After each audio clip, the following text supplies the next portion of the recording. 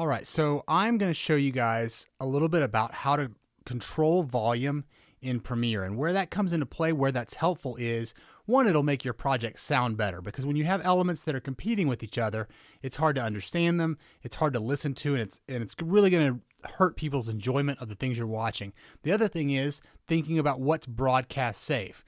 And so if you send somebody a clip or a video that's got really loud audio levels or audio levels that are peaking, chances are they're going to send it back to you and tell you to do it again. And so knowing how to control volume within Premiere and be able to change it, manipulate it, is one of those things that's going to be coming into play on pretty much every project you do from here until the end of your time as an editor. So real quick, I've got my clips here. I have a music track and I have a voiceover track.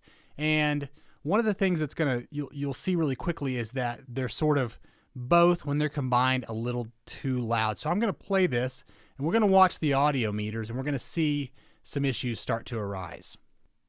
And there it is. We can see those red lights going off, which lets us know that at some point in that playback that the audio peaked. That's going to lead to distortion. It's going to lead to clipping. And again, it's going to lead to somebody saying, we can't play this, so you need to fix the volume. So one of the things that we have to learn is how to do that. So I'm going to bring my mouse over here to the left side of my timeline, and I'm going to hover it right over these breaks between the tracks. You'll notice that the cursor changes to this other looking cursor, and as I drag down, you'll notice that there is a white line that runs through my clip. And the same thing if I drag this one out, I'm all of a sudden able to see a white line that wasn't there before. What's also interesting is that if I drag this one out a little bit more and give it a little more space on the timeline, that there are going to be some new buttons right here. These are keyframe controls. If you remember from when we talked about the effect controls window, keyframes control animation, and they work a lot the same way in the audio tracks. First thing though is to understand that this line represents volume. It's hard to see because the track's highlighted. If I click off of it, you can see it more easily. And I can control the volume for the entire track by just clicking on it and dragging it down. And as I drag it down, you can see that the decibels are changing, that I'm making it softer. And so I can soften the whole track, make it quieter all the way throughout. And if I play it back, chances are decent that it's not going to be peaking anymore. Although as I scrub it, I can see that the red lights still go off. So I'm going to maybe bring it down just a little bit more. And I can't hear it because of the way my audio is set up. So we just kind of have to use the meters to see if it actually gets to a place where it works. Yeah, so all of a sudden I can see that it's loud, maybe even still possibly a touch loud, but it's not peaking anymore. And that's one thing that I wanted to fix. The other thing is understanding how these keyframes work with volume.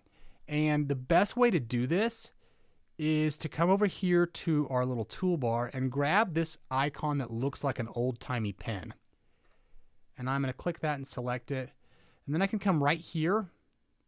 I always build my keyframes in pairs. One there at the beginning and one there a little bit of the ways in. And what I can do then is I can actually use this first one to kind of make the change.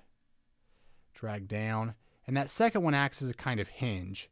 And so now I've built a little fade in that allows me to have nothing at the beginning and then it fades up to the volume that I want it to be. And you can put those all throughout your video. I can get my pen tool and I can grab it and put little keyframes all throughout. And so if I want it to be quieter, if there's a spot where my voiceover stops and I want to make the music a little bit louder, I can do changes all throughout. Or if the music changes at some point and I need to make it a little bit louder because the track itself is softer, or if your voiceover artist, maybe part of his speech, he trails off at the end, we can do all of those things using keyframes.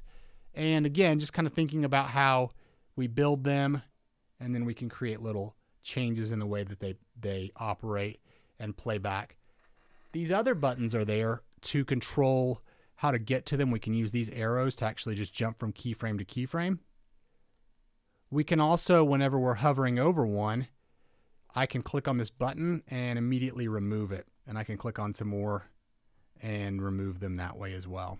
So that's how you use keyframes. That's how you use those volume tracks. Remember, if you can't see them, it's a really good chance that your track has not been expanded out enough.